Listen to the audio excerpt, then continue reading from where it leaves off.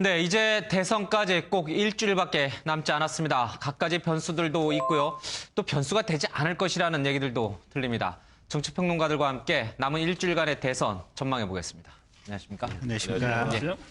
자, 먼저요. 음모 OX판이 있으니까 바로 들어가겠습니다. 오늘 북한이 로켓을 발사했습니다. 또 이 탑재물을 궤도에 안착시켰다라는 그런 확인도 나왔고요. 이번 대선의 변수가 될 것이다 생각되시면 O, 아니다면 X로 하겠습니다. 아, 세모 드셨네요. 예, 남강규 교수부터 세모는 굳이 뭐. 예, 뭐 제가 봐가지고. 두 개 다 드시는 게 낫거든요. 뭐 이게 준비한 측에서 미안하지만은 뭐 공유 X하는 것 자체가 북한이 어느 정도 의도를 갖고 했다 그러면 거기에 우리가 호응하는 것이기 때문에 저는 그냥 이렇게 하겠습니다. 아, 그러니까 끌려다니지 말자. 예, 그 얘기입니다. 예. 이 질문 자체도 북한의 의도에 끌려 들어가니다. 제가 봐서 좋은 질문이 아니다라고 생각되어지기 때문에 이렇게 하겠습니다. 제가 적절하게 해명을 하겠습니다. 북한이 의도하는 것보다도 우리 국민들 수준이 더 높습니다. 예, 다행히. 그래서 이렇게 해도 괜찮습니다. 북한에서 만약에 의도를 가지고 어떤 의도를 가지고 이번에 박근혜 후보를 도와야지 또는 문재인 후보를 도와야지 돕는 순간 그 사람 떨어져 버려요. 그리고 또 그런 사람이 많기 때문에 별로 소통되지 않는다고 봅니다. 그래서 북한이 결국 해석의 여지만 준 거죠. 그러니까 그럴 수는 있어요. 너네들이 알아서 해석하라는 거죠. 그럴 수 있죠. 그러니까 북한 로켓 발사가 전혀 우리 대선과는 관계가 없고 영향을 줄 수도 없다. 아니, 그 전혀는 아니고 우리 사회과학적인 담론체계에 전혀라고 하는 거는 그러니까 별로 각자의 관점에서 유리하게 볼 것 같아요. 그러니까 기존에 보면 북풍을 이용하려고 했던 것은 보수 세력도 이용하려고 했던 전력도 있고 민주 세력 같은 경우는 뭐 정상회담이라든지 직전에 친하게 지내려고 해서 이용하려고 하는 경험들이 있기 때문에 이제 피차 그런 뭐 이용하려고 했다는 그 자체에서는 이쪽 저쪽 다 있고 또 보는 관점에 따라서는 보수 쪽에서는 쟤들이 그러면 저게 뭐 핵탄두 장착하면은 뭐 미국까지도 날아갈 수 있는 핵탄두를 만들었네. 무서워라고 보수 세력 우리가 집계를 해야겠다 이렇게 생각할 수도 있고 반면에 또 진보 세력이나 민주 세력 입장에서는 아니 현 정권 들어와서 지금 어제 당장에 뭐 언론 보도만 봐도 이거 해체한다고 그랬는데 이게 지금 해체 안 하고 그대로 발사되지 않았느냐. 그러면 현 정권의 안보 능력 없고 또 계속 현 정권 들어와서 지럭지럭 그냥 싸우면서 서로 간에 이렇게 시비만 생기는 거 아니냐. 그런 것 치면은 오히려 현 정권이 지금 정권 교체를 해야 될 필요성이 더 있다. 이런 점만 강조하는 뭐 이런 논거도 되기 때문에 각자 입장에서 생각할 수 있는 것들이 풍부하게 있어가지고. 그런 것도 있고 제가 뭐 이렇게 한 거는 다행히 북한이 뭐 어떤 의도를 가져왔는지 해석의 여지가 남지만 아까 그 박근혜 후보나 문재인 후보가 거의 뭐 일치된 입장으로 표명을 했기 때문에 강력 규탄한다. 그래서 사실 뭐 북한이 어떤 의도를 했던 간에 결과적으로 두 후보에게 아무런 영향을 미치지 못하고 일치된 모습을 보여줬다 하는 부분에서 저는 참으로 다행이다 이렇게 생각을 합니다. 그 긴장 관계가 이제 조성이 되면 아무래도 이제 보수정 결집에 대한 뭐 당장 이제 노인들은 오늘도 뭐 거리에서 얘기를 들어보니까 이거 이래가 되느냐. 그러니까 이제 긴장 관계가 일단 조성이 되면 아무래도 보수정 결집이 생기는 것이고 또 다른 한 축에서는 그 남북의 평화 문제나 이게 이제 그 체제 관리와 관련된 이 부분은 그 젊은 층, 특히 40대 이런 쪽에서는 어쨌든 대화를 좀 했으면 좋겠다. 그래서 북한이 저렇게 망나니 짓을 하지 못하도록 막는 방식은 결국 이제 대화 채널의 복원 아니냐. 이렇게 보면 또 야당 쪽에 좀 유리한 측면이 있고 이제 결과적으로는 이번 이 북한 미사일 발사가 우리 대선에 영향을 미쳐서는 안 되는 것이죠. 왜냐하면 우리나라 국민이 우리나라 대통령을 뽑는데 북한이 나와서 무엇을 하겠다고 하는 것은 그 자체가 저는 뭐 좀 마땅치 않은 좀 대목이다 이렇게 생각합니다. 우리가 좀 더 하나 좀 짚어볼 죄송합니다. 짚어볼 대목이 그래서 앞서 저는 이 북한 문제에 대해서 좀 우리가 이제 진짜 성숙하게 좀 대응을 했으면 좋겠다 그런 생각이 많이 들고요. 북한이 의도하는 거 남한에 안 된다는 사실을 확실하게 북한은 알고 있습니다. 그래서 북한이 어떤 의도를 가지고 할 수 없다는 사실인데 다만 우리가 꼭 그냥 넘길 수 없는 문제는 북한에서 이런 지금 방금 제가 자료를 찾아보니까 10일 날 월요일이었습니다. 운반 로켓의 일부 기술적인 결함이 있어서 29일까지 연장을 한다고 했어요. 발사 날 타이밍을 연장을 한다고 했는데 바로 다음 날 우리가 익명의 고위 관계자 대한민국의 고위 관계자 얘기가 발사대에 세워졌던 로켓을 내려서 해체해서 수리하는 정황이 포착됐다라고 하는 얘기가 나왔어요. 우리 국내에서. 또 하나가 기술적인 결함이 심각한 수준을 보인다. 물리적으로 최소 일주일 소요될 것이다 라고 하는 얘기가 우리 정부 당국에서 나왔습니다. 그러고 난 다음에 오늘 쏜 겁니다. 자, 그러면은 이거는 우리가 뭐 북한은 문제는 논외로 하고 우리 정부의 정보 관리 능력이라든지 위성 사진 판독 능력이라든지 이거는 우리가 심각하게 한번 물어봐야 됩니다. 이거는 예. 여당이 유리다, 야당이 제발 그런 얘기 하지 마시고 대한민국 국방 안보를 위해서 이거 그냥 넘기는 문제인가?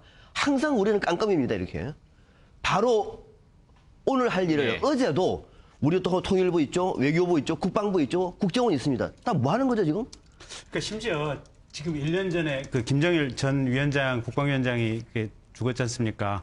그때도 삼성은 죽은 직후에 바로 알았는데 예. 우리 정부는 북한 정부에서 공식 발표를 하고 알았다는 얘기가 있거든요. 물론 이제 뭐 그게 사실인지 아닌지는 모르겠지만, 예. 근데 최소한 그 직후에 우리 정부가 안 것 같지는 않아요. 그러니까 예. 현 정부 들어서 정작 어떤 국방과 외교 안보에 있어서 뭔가 능력이 있고 그걸 중시한다고 하는 보수 정부에서 국방과 외교 안보에 있어서 과연 탁월한 역량과 능력을 자랑할 만한 상황인지 예. 그건 아닌 것 그래서 같아요. 뭐 여야 어느 유불리가 아니라 정말 이번 기회에 대통령 선거 정국을 하더라도 이명박 정부 임기 말에 우리 사회에 이런 거 북한 정부에 대한 무능인지 부재인지 모르겠습니다만은 예. 이거는 정말 국민의 따가운 비판을 받아도 저는 끝이 없다 해도 저는 너무했다고 봅니다. 근데 이제 방금 그 얘기가 나오면요. 이명박 정부 심판론을 외치고 있는 문재인 후보 쪽에 힘이 실리는 거 아닌가요? 어떻게 보십니까? 이 지금 안보 문제 때문에 이명박 정부 심판 얘기가 나오면? 이명박 정부 심판론 하더라도 박근혜 후보 지지도도 올라가요. 우리가 그럼 그동안에 그게 문제인 거죠. 그러니까. 문재인 캠페인 전략이 안 먹고 그러니까 된다 그 얘기. 정권 심판론 가지고 올라가면 벌써 역전해 버렸죠. 예. 근데 그런 발을 그대로 찍기는 안 되는 거고 아무튼 여야를 넘어서서 이거는 우리가 한번 이번 기회에 예. 대통령 선거 전국이라서 대충 묻어갈 문제가 아니라 정말 우리 국가의 안보를 위해서 이 문제는 반드시 짚고 넘어갈 문제다. 저는 그런 생각이 윤 실장님은 어떻게 보십니까? 이 북한과 관련한 변수와 지지율. 과거에 비해서는 전쟁을 경험하지 않은 20대, 30대, 40대들이 우리 사회에 절대 다수가 되면서 사실 정서적 안정감이 북한 돌발 변수에 대해서 이제 형성이 돼 있어서 크게 영향을 주지는 못한다고 볼 수 있겠고 일부 뭐 보수 성향의 유권자들을 결집하는데 영향을 줄 수 있겠지만 이것이 확장 요인은 아니니까요. 예. 그리고 만약에 17일 날 쏘게 되면 어떤 고조된 분위기가 고조되면서 이제 사회적 분위기가 일정 정도 보수 안정 분위기가 형성될 가능성이 있었는데 이제 뭐 방금 말씀하셨지만 쏘지 않을 가능성이 높아졌다라고 해서 우리 유권자들이 무장 해제한 상황에서 쏜 거잖아요. 예. 이미 지난 일이 돼 버렸어요. 그래서 지난 일이 되어 버렸기 때문에 파급력은 오히려 좀 낮아진 측면이 있겠고 여당에서도 어쨌든 과거에 보면 북한의 인위적인 선거 개입 북풍이라고 하고 또 한 가지는 우리 이제 정부에서 또는 어떤 특정 세력이 그것을 활용하려고 할 경우에도 또 북풍이라고 하는 것이거든요. 예. 두 번째인 경우에 반드시 역풍이 불었기 때문에 지금 박근혜 후보 진영에서도 이것을 유리하게 하려고 할 가능성이 상당히 낮거든요. 예. 그런 면에서는 이것이 더 확산되기도 쉽지 않고 이것이 유권자들에게 영향을 주기도 높지 않다. 이렇게 다만 말씀드립니다. 하나 이제 좀 예. 짚고 가야 될 대목이요. 이제 이정희 후보가 과연 이제 북한 미사일 발사에 대해서 어떤 발언을 하느냐. 이제 이 부분은 좀 지켜봐야 할 것 같습니다. 예. 특히 이제 종북 논란부터 해서 어쨌든 북한 체제에 대한 인정 뭐 적극적으로 하지 않습니까? 그러면 이제 만약에 이 지금 초박빙 상태에서 이정희 후보가 북한이 자위권 행사에 준하는 미사일 발사였다라고 주장을 하게 되면 예. 이게 갑작스럽게 이 논란이 대선 막바지에 큰 변수로 작용할 수도 있다. 이런 좀 걱정을 이게 해보면 지금 예. 미사일이 아니고 예. 인공위성을 탑재를 했다는 거거든요. 물론 이제 그게 무슨 기상위성이 될지 뭐 GPS 관측위성이 될지 뭔가는 모르겠지만 어쨌든 지금 궤도에는 지금 안착을 했다는 거거든요. 그리고 그 실체가 뭔지는 내일쯤 아마 미국에서 밝혀질 것이다라고 얘기를 하고 있으니까 최소한 어쨌든 뭐 탄두를 장착한 미사일은 아니고 지금 객관적으로 발사된 것은 인공위성체다. 그렇기 때문에 아마 이정희 후보가 이렇게 뭐 얘기를 하는데 크게 복잡하지는 않을 것 같습니다.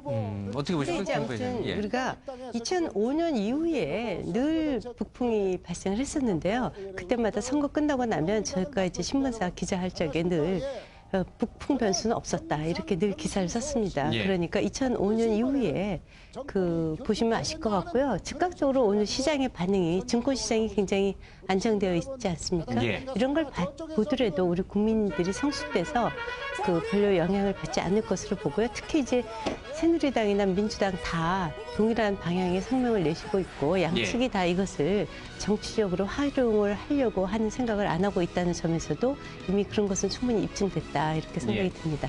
자, 화면에 지금 문재인 민주통합당 후보가 이 충남 서산 동부시장 앞에서 유세를 곧 할 예정입니다. 저희들이 유세 현장 어제와 마찬가지로 좀 보내드리겠습니다. 박근혜 후보의 유세 현장도 저희들이 생중계로 좀 보내드리겠습니다. 지금 문재인 후보가 도착한 것으로 좀 보입니다.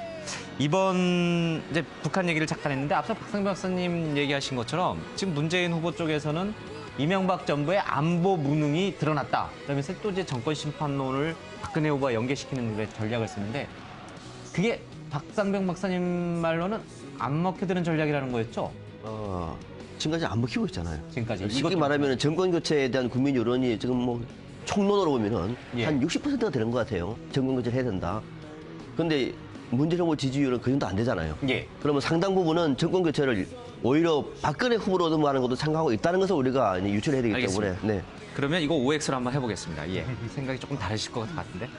지금 이 북한 변수로 인해서 문재인 후보가 안보 무능, 이명박 정부의 안보 무능론을 들고 와서 박근혜 후보를 공략한다면 이게 먹히면 O, 그렇지 않다, 효과가 없다 생각되면 X로 하겠습니다. 이 전략은 효과가 있을지 없을지. 예. 김경진 변호사님, 예. 근데 잘 모르겠는 게 그러니까 보수 안에서도 생각이 많이 예. 갈릴 것인 게 기업을 하시는 분 입장에서도 사실은 우리나라 경제가 활성화가 되고 좀 화랑이 돼야 되는데 그 전제가 뭐냐면 남북관계가 안정이 돼야 되거든요. 근데 현재 지금 이명박 정부의 대북 기조처럼 북한과 이렇게 계속 긴장 관계를 예. 전제로 북한이 반성하기 전까지는 뭔가 대북 교류를 안 하겠다. 여기에 대해서는 사실은 기업하시는 분들도 뭔가 피로감을 지금 많이 느끼고 있거든요. 그래서 어떻게 보면 안보를 중시하는 보수 정권의 색깔이 과연 사실은 그 자기들 지지층의 내부에서도 좀 뭔가 좀 여러 가지 평가가 예. 좀 달리 있어가지고 이 하나의 이 안보 이슈가 뭔가 이 각각의 집단에 있어서 일관되게 꿰뚫지는 않을 것이다. 그래서 판독하기가 쉽지 않은 문제인 것 같습니다. 네, 그런 부분에서 이제 뭐 MB 정부의 또 국방에서 문제점이 많이 노출됐습니다. 북한이 이제 천안함 폭침 사건을 일으키고 연평도 포격 사건을 일으킴으로써 사실 뭐 우리 정부가 북한에 대해 가지고 할 수 있는 여지가 줄어든 거죠. 없죠. 예. 그 상황에서 북한에 대해 적극적으로 나선다는 것은 난센스죠. 그거는. 그런 상황 속에서 MB 정부가 추가적인 어떤 북한의 도발이나 이런 시점에 대해 가지고 충분히 준비를 하지 못해 가지고 이번에도 좀 엉성한 모습을 보여줬는데요. 뭐 좀 잘못한 부분은 질타를 해야 되겠죠. 그런데 워낙에 북한이 그런 부분에 있어 가지고는 아주 오랫동안 단련된 국가이기 때문에 심지어 최고 정보 국가라고 하는 미국조차도 사실 그 정확하게 캐치하기가 어렵습니다.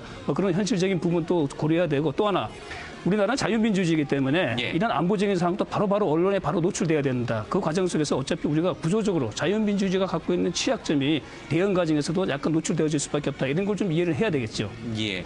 어쨌든 그 이명박 정부의 안보 무능을 부각해봐야 선거에는 그다지 도움이 되지 않을 거라는 얘기네요. 예. 이렇습니다. 이제 심판론에 대한 이제 동의 여부는 많이 있는데 이번 선거가 현 정권의 실정을 심판하는 선거다라는 동의 여론은 많은데, 근데 심판의 대상은 이제 현 정권이지 않습니까? 이명박 대통령이고 이제 현 정권일 수 있는데 싸워야 될 대상은 이명박 대통령이 아니고 예, 박근혜 후보인 것이고요. 박근혜 후보를 이명박 대통령과 다른 세력으로 이제 인식하는 경향이 강하니까, 그러니까 심판의 대상과 경쟁의 대상이 서로 불일치하는 상황이 발생하니까 예. 이 심판론의 효과가 박근혜 후보에게 미치지 않는 이제 그런 측면이 있는 것이죠. 추가적으로 예. 말씀드리면 일단 아시다시피 박근혜 후보가 여당 내 야당이었지 않았습니까? 그 부분이 있고 또 하나 민주통합당에서 프레임워크에서 급속한 변화가 왔어요. 애초 본격적인 선거가 시작됐을 때는 이제 박정희, 유신, 잔재다 이렇게 들어갔는데 그것이 생각한 만큼 효과가 없을 것 같으니까 그 다음 프레임을 가지고 이제 이명박 정부가 묶어가지고 이명박, 박근혜를 묶었는데 거기서 약간은 민주통합당이 프레임워크에 써가지고 약간 좀 이게 불일치가 발생한 거죠. 일관성이 없어지는 것이죠. 예. 그런 부분이기 때문에 상대적으로 그렇기 때문에 처음부터 그렇게 나갔더라면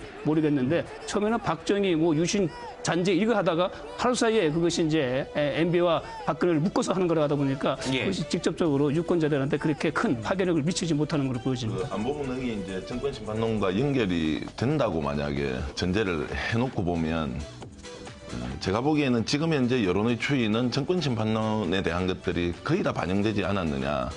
사실 이제 문재인 후보 쪽에서 보면 이제 이번에 미사일 발사로 인해서 생겼던 안보 무능에 대한 질타들을 정권 심판론으로 가져가면 좀 국민들이 식상해하지 않을까 이런 생각이 좀 들고요. 예. 역시 이제 문재인 후보가 내세워야 될 것은 오늘 같이 청와대를 광화문 청사로 옮기겠다든지 뭔가 내려놓는 모습, 새로운 정치에 대한 모습 이렇게 가야 되는데 지금과 같은 이 초박빙 상황에서 다시 정권 심판론으로 전술적으로 사용한다면 저는 득표에도 도움이 되지 않고 또 전체적인 대선 이후에도 그렇게 바람직한 현상이 아니다 이렇게 생각합니다. 정권 심판은 참 사람 국민들이요.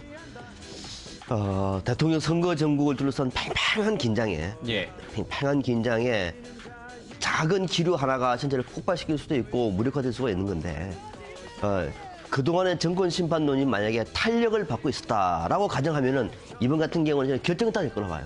예. 탄력을 받고 있었다고 하면 이번에 이거는 정말로 심각한 문제거든요. 얼마 전에 노크 기순 어이가 없는 일이 벌어졌는데 또 이번에도 바로 어제 정부가 그런 얘기를 하다 오늘 또 위성을 쏘아 올리고 이런 것도 전혀 모르는 정부는 도대체 왜 있느냐 말하면 할 말이 없는 건데 예. 이런 문제에 대해서 그 정권 교체 또는 정권 심판론 자체가 이미 식상해져 버린 담론이 되다 보니까 예. 불을 붙이는 것 자체가 오히려 그 순수성이 의심을 받고 있는 거죠. 이거는 야당으로는 굉장히 뼈아픈 대목이죠. 그래서 앞서 남 교수도 얘기를 했습니다만은 왜 그럴까? 이거는 정말 민주당에서 수십 번 고민해 볼 문제인데 바로 그런 것들이 민주당의 고민이기도 하고 앞서 또 내려놓는다고 얘기했는데 제가 한번 물어보니까 뭐를 내려놓을지 모른다고 할 정도로 지금 민주당도 내부 분위기는 그런 것 같습니다. 예, 지금 문재인 후보의 충남 서산 유세 현장을 저희들이 중계차가 나가 있어서 유세 얘기 들어보고요. 박근혜 후보도 충북 옥천에서 유세를 합니다. 저희들이 옥천 유세 현장도 좀 중계차로 연결해서 들어보겠습니다. 근데 이 얘기하면 또 뭐라 그럴 것 같은데 아까 지금 꽃다발 준 어린 친구 있었지 않습니까? 지금 이제 저 투표 표기를 하고 있다고. 빨간 잠바에 노란 목도리를 맸더라고요. 아니 지금 그거 아세요? 예. 여자들이 원래 여름에 아니 겨울에요. 빨간 코트나 빨간 목도리를 많이 해요. 왜냐면 따뜻해 보이니까. 예. 그런데 지금 오해받을까봐 전부 다 장식해 놓고 그걸 하고 다니지 못한다는 거 아니에요? 보니까 장미꽃도 빨간색이네요. 예, 네. 바둑꽃이. 자, 문재인 후보의 유세 얘기 들어보겠습니다. 서산 시민 여러분 사랑합니다. 새 시대를 여는 첫 대통령 국민 후보 문재인 인사드립니다. 오래 기다리셨죠? 날씨가 정말 춥습니다. 이렇게 추운 날씨에도 불구하고 이렇게 많이 모여주셔서 저는 정말 감격스럽습니다. 정권 교체, 새로운 정치, 우리가 나서서 함께 꼭 이루어야겠다라는 간절한 마음으로 이 자리에 함께 계신다고 생각합니다. 여러분 맞습니까? 여러분 너무 걱정 마십시오. 제가 꼭 이기겠습니다. 우리 서산 시민들께서 함께 해주시면 됩니다. 여러분 저와 함께 정권 교체, 새 정치, 새로운 세상 만들어 주시겠습니까? 지금 정권 교체와 새 정치를 염원하는 모든 국민들이 저를 중심으로 뭉치고 있습니다. 건강한 중도, 합리적인 보수 세력까지 함께하고 있습니다. 이제 저 문재인은 민주통합당만의 후보가 아니라 정권 교체와 새 정치를 위한 국민연대의 국민 후보입니다. 여러분 동의하십니까? 여러분 지금 민심이 무섭게 지금 바뀌고 있죠? 여러분 느껴지십니까? 여기 서산에 오니까 서산도 역전됐다라고 하는데 맞습니까? 정권 교체가 눈앞에 다가왔습니다. 대선 승리 우리의 것이다. 자신 있게 말해도 되겠습니까?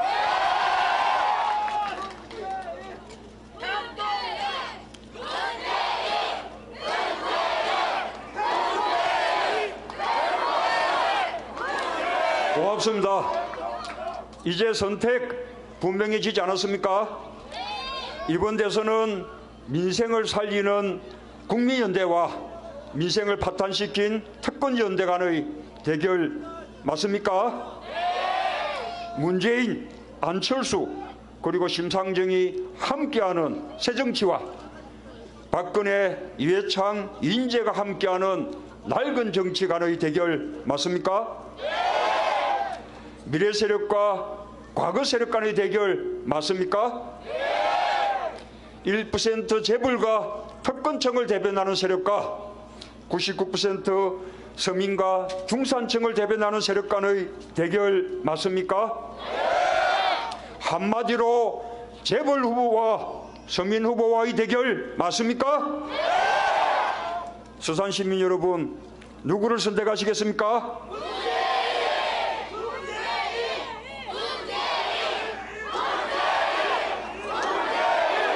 저 문재인 맞습니까? 고맙습니다. 여러분, 지난 5년 어땠습니까?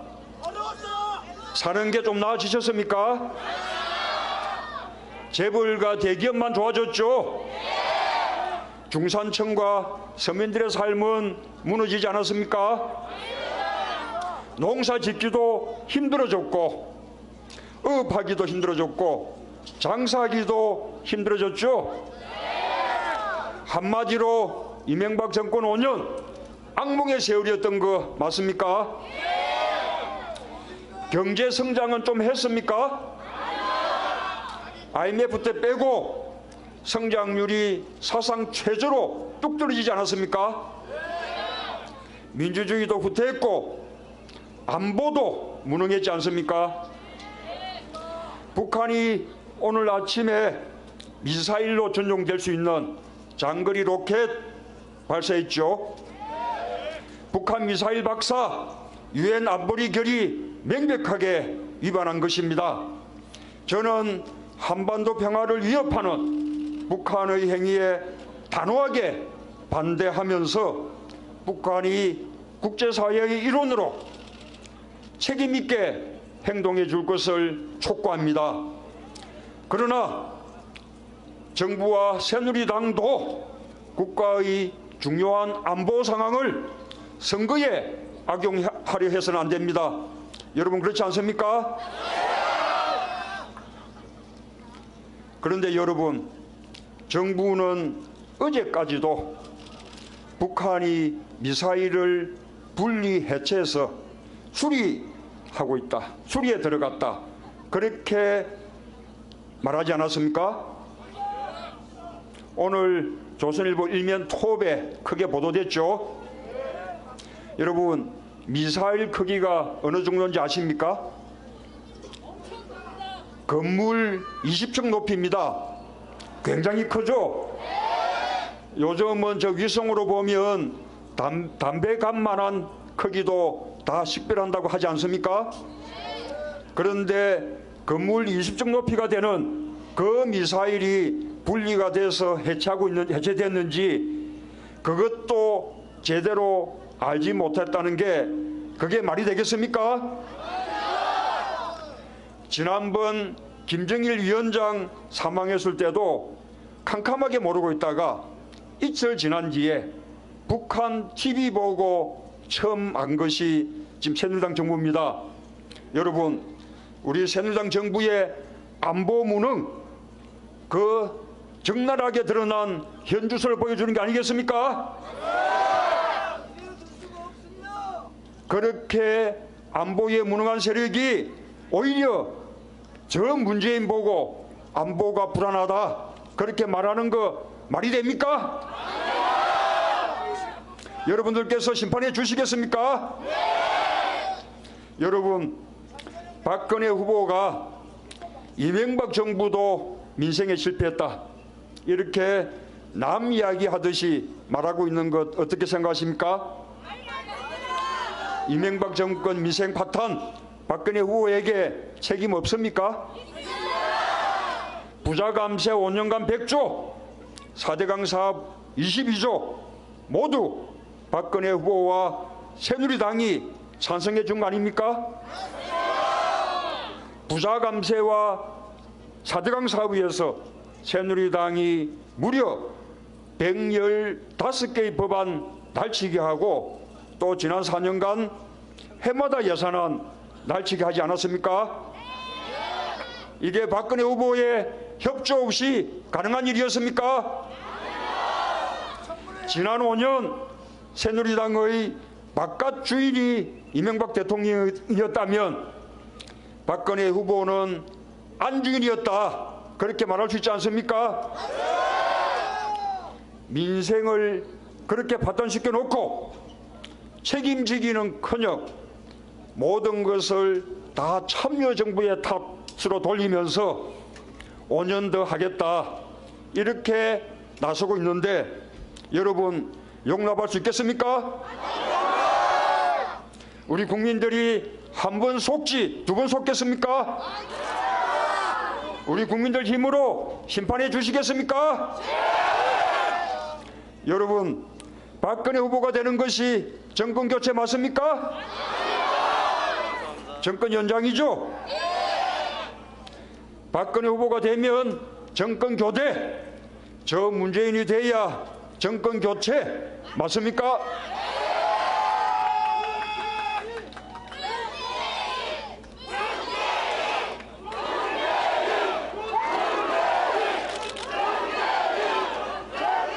고맙습니다. 가짜 정권 교체가 아니라 진짜 정권 교체 우리 서산 시민들께서 해주시겠습니까? 새누리당 정부가 5년 동안 부자 감세해준 돈 100조 그리고 또 4대강 사업에 쏟아부은 돈 22조 합쳐서 122조 원 얼마나 되는 돈인지 가늠이 되십니까? 우리나라 전 국민 5천만 명에게 똑같이 나눠주면 한 사람 앞에 얼마씩 돌아가는지 아십니까?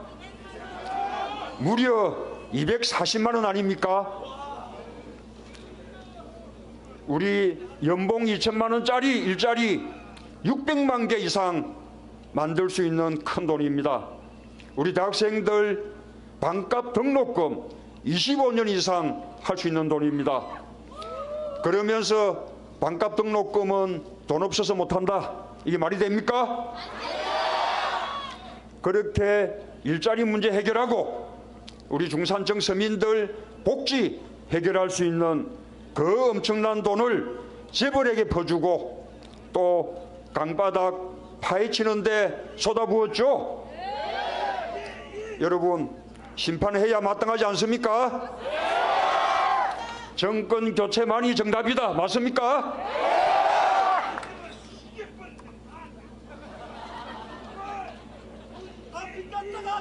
우리 서산 시민들께서 정권 교체 해주시겠습니까? 충남도민 여러분,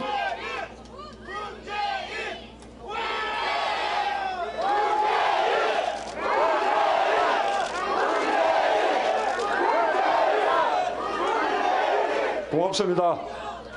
충남도민 여러분, 서산시민 여러분, 충남과 서산 발전도 저 문재인이 책임지겠습니다.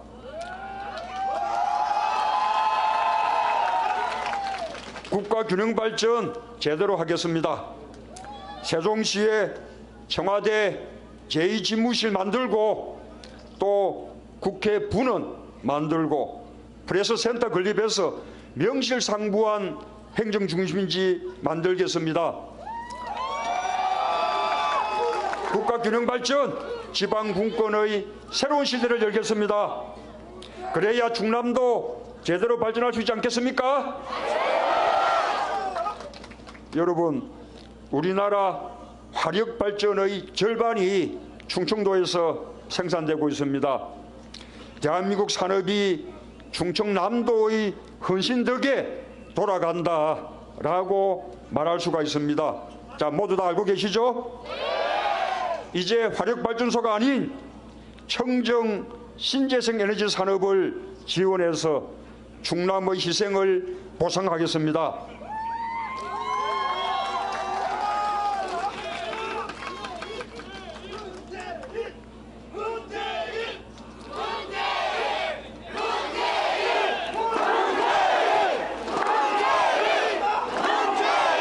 고맙습니다. 태양광 발전단지와 차세대 수소에너지 R&D 특구를 만들겠습니다. 공공시설 및 농축업에 신재생 에너지 설비를 보급하겠습니다. 화력발전소에서 배출되는 온수로 농업 특화단지를 만들겠습니다. 충남을 차세대 청정에너지의 산실, 신재생 에너지 산업의 중심으로 만들겠다는 제 약속 지지하십니까?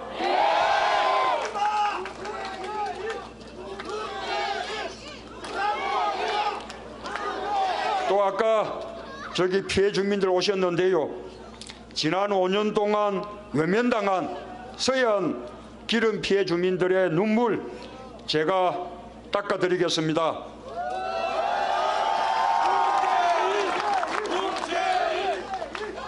지난 5년간 새누리당 정부 삼성으로부터 변변한 대책 하나 받아내지 못했습니다. 친재벌 정부의 한계 아니겠습니까? 제가 대통령이 되면 국제기구와 삼성에서 제대로 된 보상 받아내겠습니다. 대상에서 제외되는 도민들도 별도의 생계 안정 대책을 마련하겠습니다. 여러분, 다음 정부에서 마땅히 해야 할 일 아니겠습니까?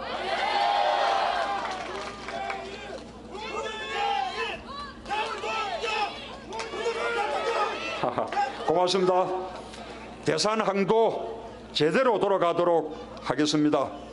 대산항 고속도로를 조기에 착공하고 배후 산업단지와 연결도로도 조기에 완공하겠습니다. 당진항, 보령항과 함께 서해안시대를 여는 관문항으로 위상 바로 세우겠습니다. 우리 서산시민들이 바라는 거 맞습니까? 서산시민 여러분, 서산하면 청정갯벌 가로림만 맞죠? 서해안 청정갯벌 이용해서 양식업 집중 육성하겠습니다. 국립수산연구원 서해연구소 역할을 강화해서 돈 되는 청정갯벌 저 문재인이 확실하게 만들겠습니다. 여러분, 저 문재인이 대통령 되면 서산도 제대로 발전하겠다라는 믿음이 가십니까?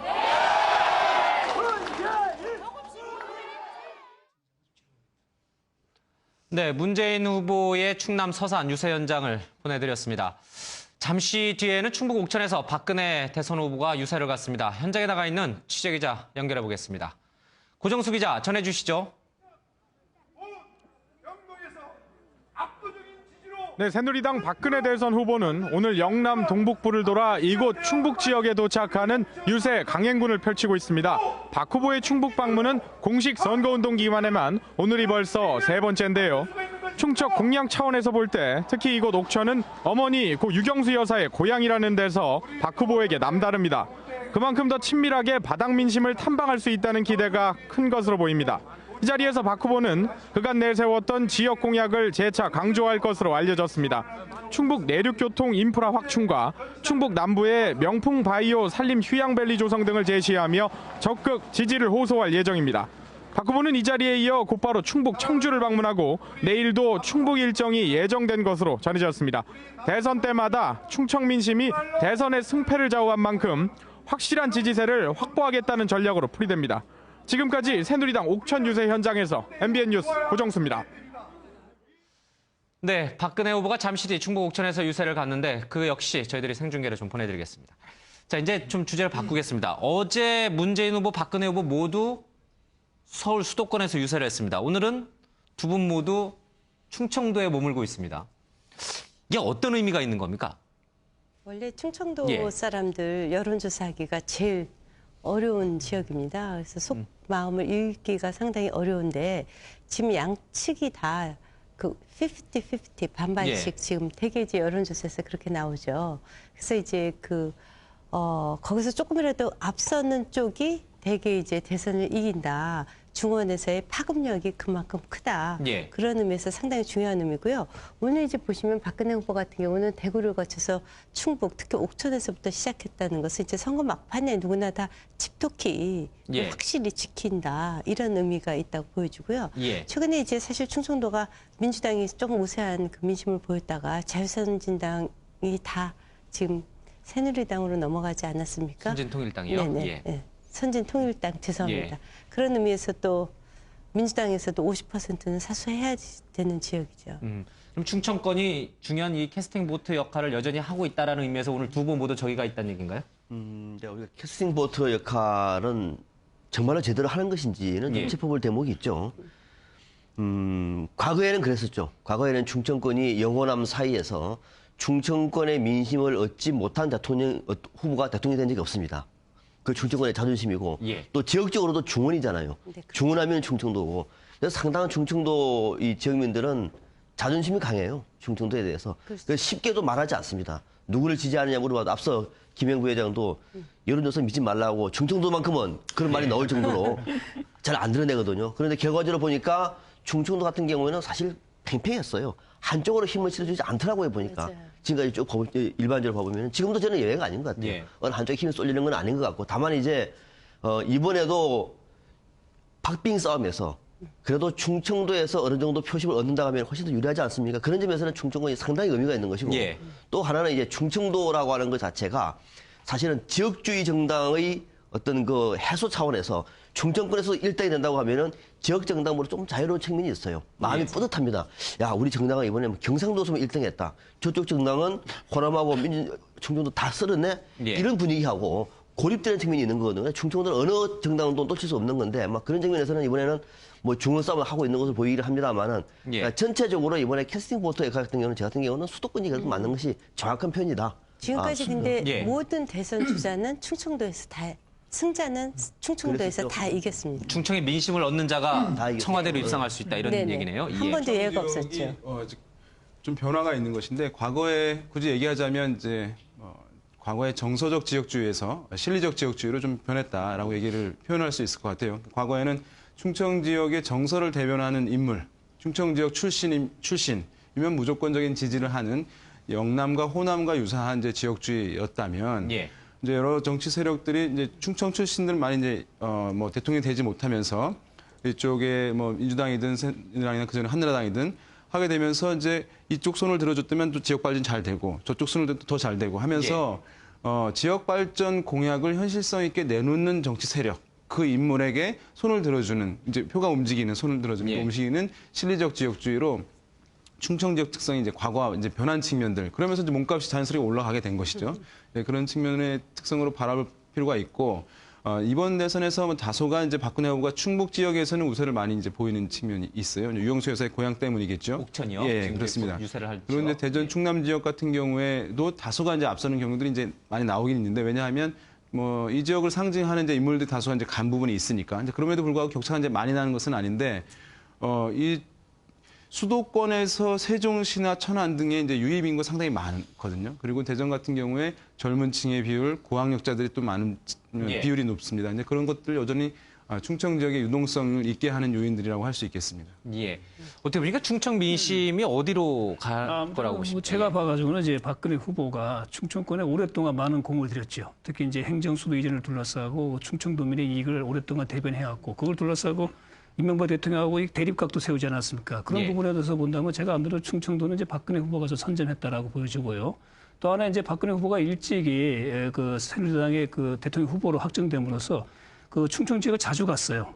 자주 돌았기 때문에 벌써 상당히 익숙해 있는 반면에 문재인 후보 같은 경우는 지금 동선이 PK하고 서울 지역, 특히 이제 그 공식적인 대통령 선거가 되기 전에는 거의 뭐 PK하고 광주만 왔다 갔다 했습니다. 그래서 지금 보면 충청권은 거의 발을 들이지 않았다가 지금 갔는데 그래서 제가 봐가지고는 저는 충청권에서 좀 더 박근혜 후보와 문재인 후보 표차가 상당히 정도 날 거로 좀 예상되어집니다. 조금 전에 여론조사 도표가 이제 화면에 나갔습니다만은 문재인 후보가 39.8% 그리고 이 박근혜 후보가 55.2%로 박 후보가 한 15%포인트 정도 대전 충청에서는 좀 여전히 우세를 좀 보이고 있네요.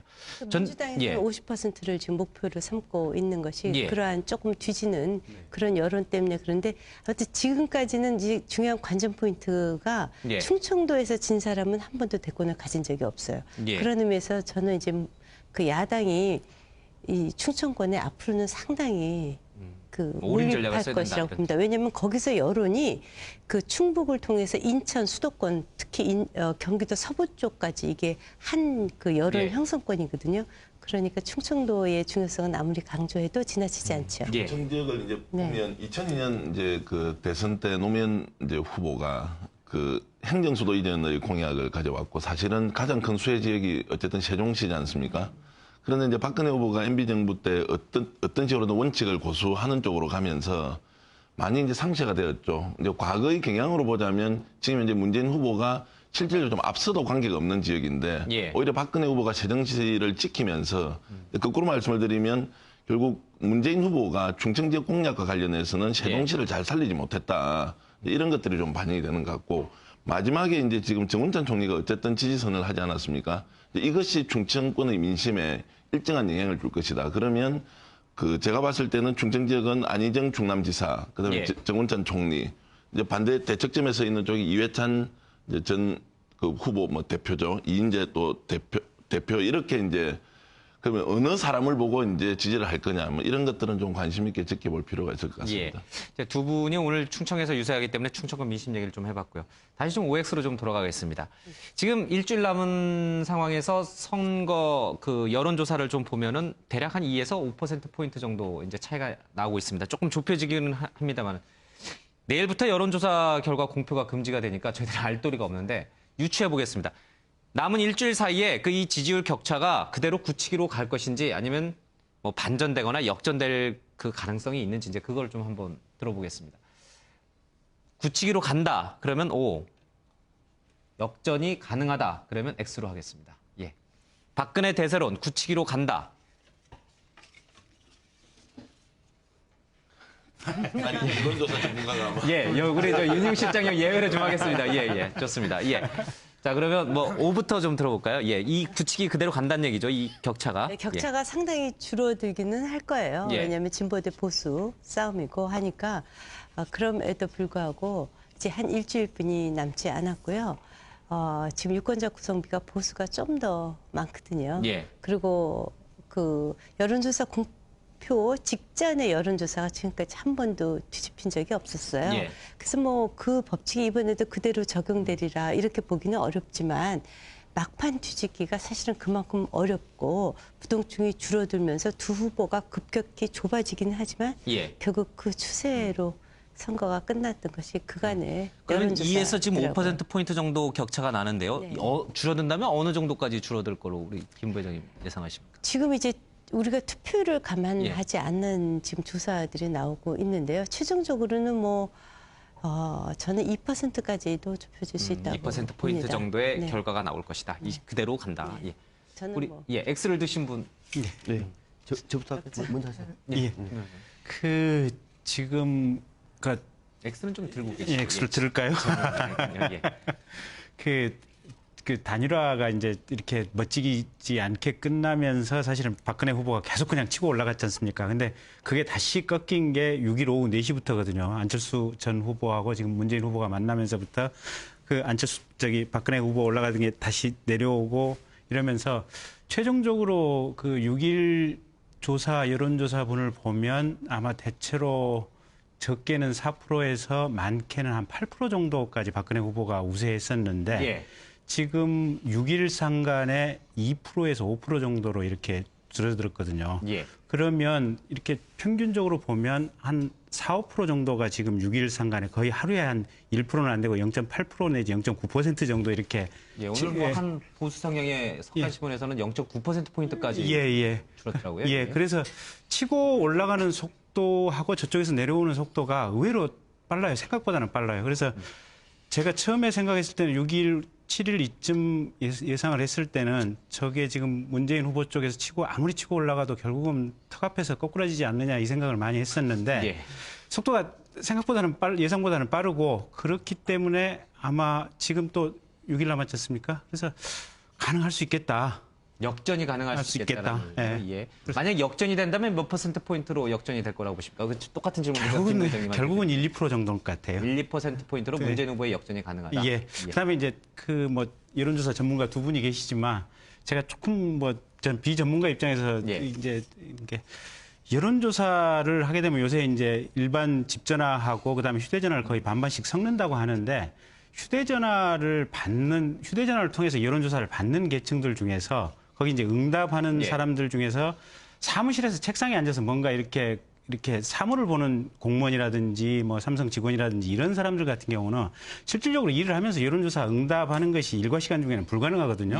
그리고 또 끝나고 나면 보통 집에 들어가면은 8시 반, 9시 되니까 또 이게 여론조사 받기가 불가능하고 그러면 이 부분에 대해서는 거의 블랙 상태로 그냥 이렇게 빠져 있는 것이 아닌가. 예. 그러면 아까 이제 김행 부회장님께서 얘기하시는 게 결국은 세대별 투표율을 감안하면 똑같아도 똑같았을 경우에 오히려 문재인 후보가 이제 한 2% 진다는 2, 3% 진다는 건데 예. 그 부분에 대한 어떤 블랙이 있고 그 부분을 평균적으로 좀 문재인 후보에 대한 지지가 조금 더 크다고 보면 이른바 숨은 야권표라는 예. 그렇다고 치면 결국은 문재인 후보가 한 1% 정도 이렇게 우세할 수 있지 않을까. 예. 제가 말씀드릴게요. 예. 말씀하시죠. 예. X 들으셨죠? 예. 뭐 비슷할 것 같은데 예. 짧게 말씀드릴게요. 굳히기로 들어갈 것이다라고 하는 것은 예단입니다. 한국 정치를 분석하고 전망할 때 예단은 정말 금물입니다. 대통령 선거 같은 큰 판에서의 일주일을 남겨놓고 예단하는 것은 저는 맞을 수도 있지만은 사회과학자의 태도가 저는 아니라고 봅니다. 네 가지 정도 변수가 있습니다. 하나는 지금의 우리가 이 오차 범위가 2에서 3, 4, 5라고 얘기하지 않습니까? 이거는 과학적으로 말하면 오차 범위 안에 있는 겁니다. 이거를 그대로 믿어서는 안 되는 거죠. 예. 우세인데 그건 우세라고 할수 없다, 기본적인 상식입니다. 이 자체를. 두 번째는 여론조사를 볼 때 전문가들도 많이 얘기를 합니다만 추이를 보는 것이 굉장히 중요합니다. 추이를 볼 때 지금은 다 인정하다시피 야권 후보가 다소 올라가는 추세였습니다. 올라가는 추세. 미세할지 모르겠습니다만 이 추이를 가볍게 봐서는 안 된다. 세 번째는 뭐냐면은 쫓는 자 입장에서는 막판에 대반전의 벼랑 끝 전술을 펼 수도 있고 또는 배수진을 칠 수도 있는 겁니다. 또 절실한 대목이기도 하고 그 결과 또는 그런 어떤 가능성을 무시해서는 안 된다. 마지막 하나는 안풍입니다. 뭐 바람이라고 하지 얘기는 어렵습니다만 안철수 전 후보도 지금 이 추운 데서 주요 대학을 다니면서 젊은이들과 만나고 있습니다. 아마 대통령 선거 며칠 남겨놓고 젊은이들이 대거 투표에 참여할 가능성도 남아 있습니다. 제가 볼 때는 가능성도 그렇다고 말하면 투표율 자체가 올라가요. 젊은 층에서 투표율이 대거 많이 올라갈 경우에는 전체 판세가 크게 요동 지수가 있는 거죠. 이런 가능성을 무시할 수 없다. 예. 이 네 가지 측면에서 굳히기로 보는 것은 예단이다. 예단은 금물이다. 이런 생각을 드리는 겁니다. 통계적으로 이제 여론조사 결과에 나오는 흐름들은 뭐 인정을 하지 않을 수가 없는 것이고요. 이제 저희들은 주로 필드에서 이제 현장 분위기를 이렇게 보지 않습니까? 큰 선거 이런 거 보면 지금 현재 상황이 야권 쪽은 굉장히 정교하게 결집을 하고 있다. 정권을 교체할 수 있겠구나 하는 확신을 가지고 모이는 반면에 야권층이 지금 결집을 하고 있다는 느낌이고요. 이제 여권 쪽에서는 아무래도 이제 보수 대결집이 일찍 일어났죠. 이것을 좀 더 확산시키기 위한 느낌들은 좀 부족하다 지금 현재. 다르게 말씀드리면 박근혜 후보가 완전히 굳히기를 할 만한 특별한 카드가 있어야 하는데 사실은 쓸 카드는 다 써버린 것 아니냐. 오히려 야권 쪽은 엊그제 이제 이수성 전 총리나 정운전 전 총리까지 가세를 하고 김동용 전 또 그 의원까지 가세를 하면서 뭔가 되겠구나. 이러면서 밑바닥에서 굉장히 정교하게 이렇게 뒤집기를 시도하는 이런 느낌들을 좀 많이 받는다는 말씀을 좀 드리고 싶습니다. 그러면 지금 더 한 가지 추가로 좀 여쭤보겠습니다. 지금 보수층은 단단하게 결집됐는데 그 결집된 것이 느슨해진다는 의미입니까? 아니면 결집해서 더 플러스 알파를 가야 되는데 그걸 못 가고 있다는 얘기예요? 결국 이제 대선에 이긴다는 것은 중도층을 잡아내는 문제지 않습니까? 지금 뭐 양측의 결집할 만큼 결집을 다 한 것인데 박근혜 후보에게 이제 중도층 결집을 위한 카드가 무엇이 있느냐? 플러스 알파 요인은 없다. 알파 요인이 있죠. 오늘 같이 예를 들어서 이제 문재인 후보는 나와서 중도 보수까지 다 안겠다고 이야기를 하는데 저게 영 다른 이야기처럼 들리지 않거든요. 그럴 수도 있겠구나. 그럼 박근혜 후보는 젊은 층과 중도층을 위한 카드가 뭐냐? 사실 잘 없다는 겁니다. 그러니까 보수층 결집이 느슨해진다는 얘기는 아니네요. 일단 그거는 땅땅하게 계속 묶어 있다는 얘기네.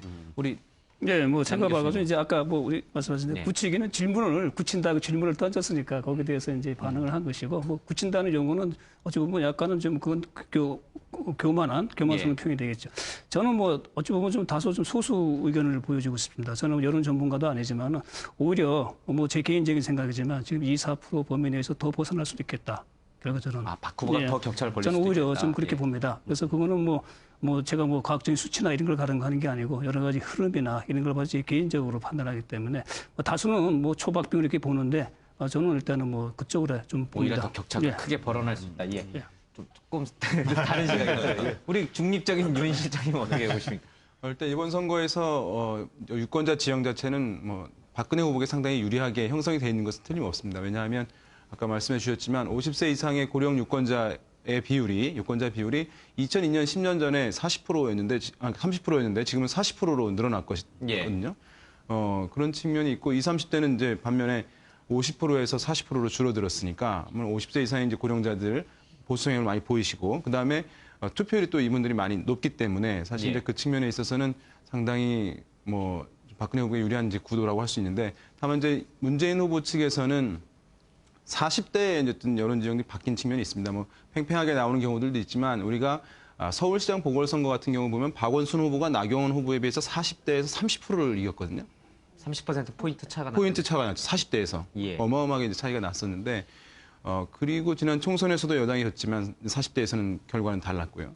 그래서 40대에서 야당 지지 경향이 상당히 이제 강해졌다. 그 흐름이 있고 또 50대 전반기도 좀 과거와는 이제 좀 다른 측면이 있다는 점 이런 것들은 이제 문재인 후보 측이 어쨌든 벌충을 해야 되는 상황이고 PK 지역은 이제 마찬가지겠습니다만은 그런 부분들이 있는데 우선 언제 그것에 따라서 이제 어느 게 더 크게 발현되냐에 따라서 결과는 달라지겠죠. 그런데 투표율을 또 많이 이제 얘기를 하는데 사실 문재인 후보 입장에서 투표율 젊은 층이 대거 참여해서 얻는 긍정적 효과, 유리한 효과를 얻기 위해서는 사실 투표율이 정말 70% 가까이 또는 그 이상 가야 되거든요. 예. 왜냐하면 방금 말씀드렸지만 50세 이상의 고령자들이 많아지다 보니까 지난 2007년 대선의 63% 투표율이었는데 이거보다 많아지는 65%, 66% 이것은 예. 젊은 층이 대거 나와서 투표율이 올라가는 효과가 아닐 수도 있어요. 왜냐하면 50세 이상의 고령자층이 많아졌기 때문에 그것에 따른 자연스러운 투표율 제고 현상일 수 있는 것이거든요.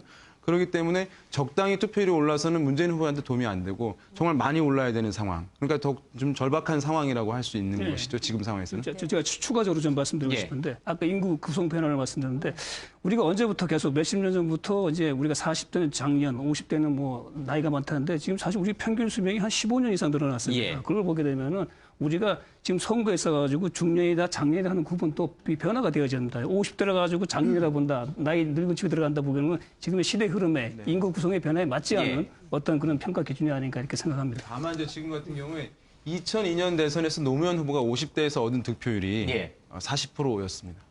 예, 상당히 높았는데 지금 문재인 후보가 조사에서 30%를 뭐 간신히 되거나 안 되거나 지금 이런 상황이니까 사실 이제 그런 부분들도 볼 필요가 있죠. 참고로 이제 예. 제가 그 여론조사 그냥 제가 좀 설명을 드릴게요.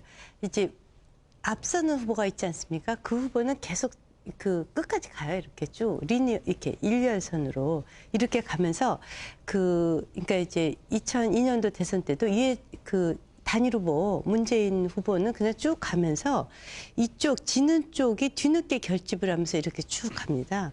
그러니까 위에 선두 주자가 떨어지면서 붙는 게 아니고요. 위에는 그대로 가면서 밑에서 치고 올라가면서 수렴하는 느낌으로 가는 겁니다.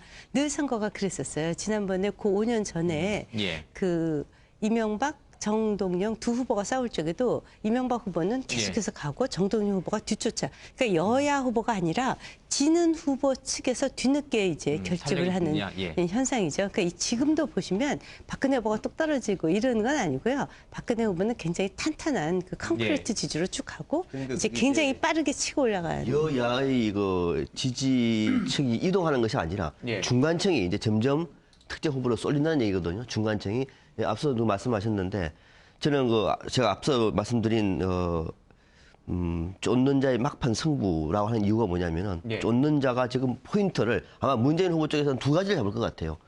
연령적으로는 40대가 제일 중요할 것 같고 또 중도층을 끌어안기 위해서는 뭔가를 내려놓는 가시적인 거, 말만 내려놓는 거 아니라 이 두 가지 정도가 그래서 제가 앞서 강조한 겁니다. 이 두 가지 정도라고 하면은 박근혜 후보가 일관되게 유지를 한다고 하더라도 쫓는 자가 막판에서 이것을 치고 올라갈 수가 있는 거거든요. 바로 이 대목인 것 같아요. 특징 중에 하나가 조금 딴 때하고 다른 게 그 안철수 전 후보가 워낙 동작이 굼떠가지고 늦게 나오면서 사실은 이번에 이제 막판 지원도 지금 6일날 오후에 결정이 돼서 그게 큰 변수가 늦게 결정이 된 거거든요.